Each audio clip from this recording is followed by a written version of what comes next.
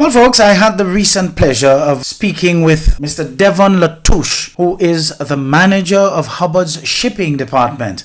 And what a pleasure it has been to really engage him as part of Hubbards' outreach to enlightening you on a myriad of services that Jonas Brown and Hubbard Grenada Limited offers you willingly. I trust that you will enjoy this two-part discourse. Mr. LaTouche, welcome to Feel the Pulse. Thank you, Eddie, and welcome to you and your listenership. Very well. Now, how have you been, especially in this kind of challenging time for us? Well, indeed, it has been a very challenging time for us since the advent of the COVID-19 pandemic.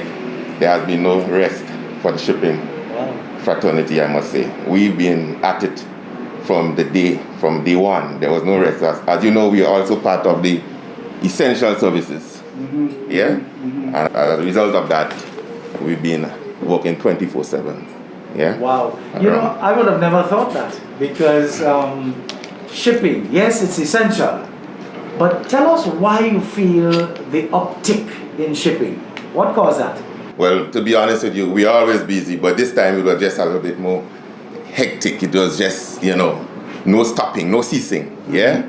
And I think because we in the shipping industry, more than 90% of the cargo coming into any country, they move by sea. And as a shipping agent, and one in our context, that is representative of three major lines, there's no letting up on us. Very good. There's no letting up on us. Apart from that too, quite a number of people would be wanting to help out their family back home. Yes. So obviously there would be an uptick in traffic with that kind of remittance.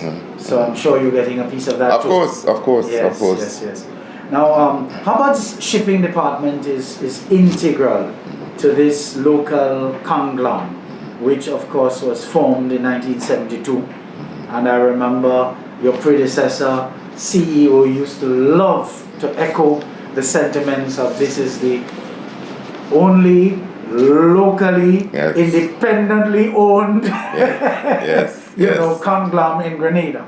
Now, we have redefined what is local now, because we are like one economic space in the Caribbean, and you have a larger shareholder out of Barbados. Correct. And I believe part of that redefinition is it's still local, because we are one economic space. Yes. Now, with the shipping department being integral to the Hubbards conglomerate, could you tell us, for instance, what is an average day? You alluded to being very busy, but what an average day is like for members of your team?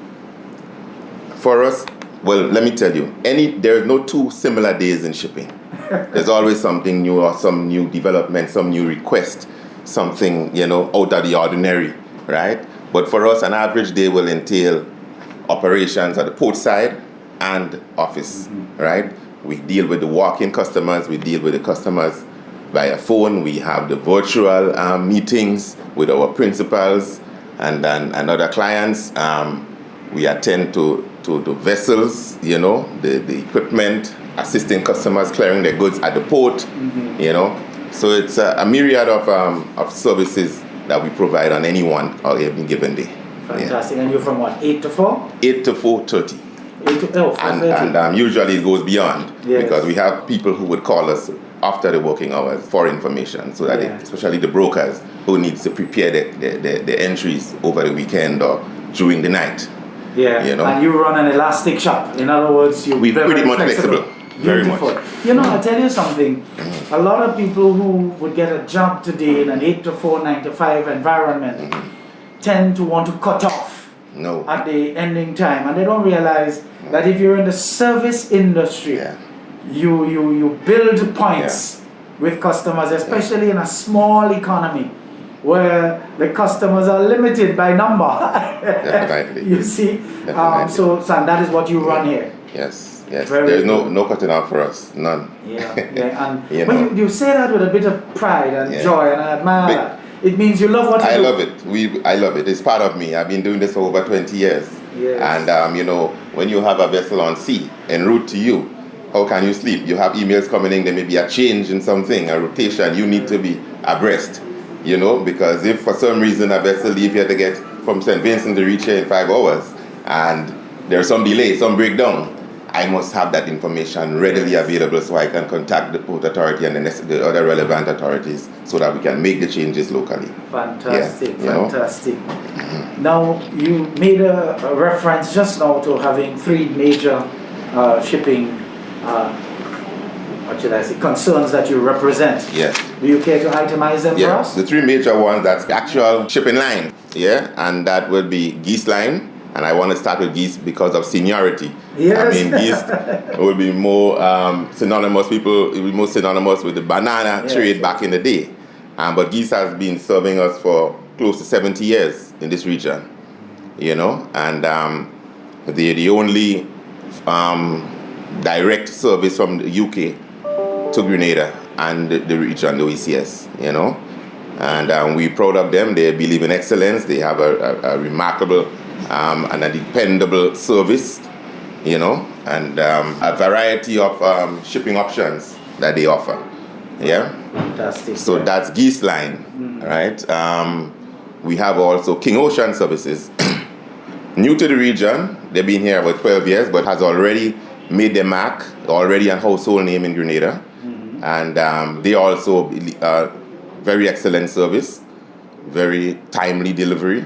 The vessels are here almost at clockwork, you know. And they are coming from where? They ship mostly from the US into Grenada, and they do the Central South American trade lanes also. So. Or what about the other one? The other one is MSC, Mediterranean Shipping Company, and they are the second largest shipping line in the world. Yeah.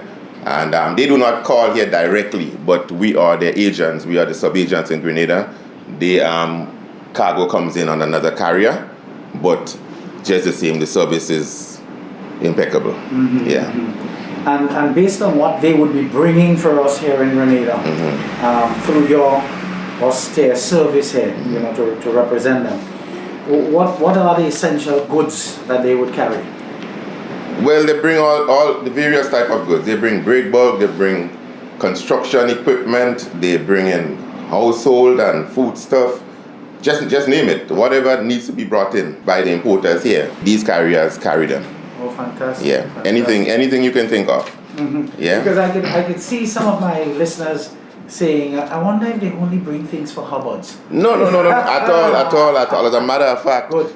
A lot of what we will call competitors, they ship with us. Good. And they trust us because we believe in our reputation and confidentiality. And there's no sharing of information, and we want to make that quite clear. And our customers who deal with us for over 20 years, they understand what we provide here at Hubbards Shipping. Yeah. But that is true, because Hubbards has always been this strong company. Yeah. And I have always been proud of this company. I'll tell you, it represents stability.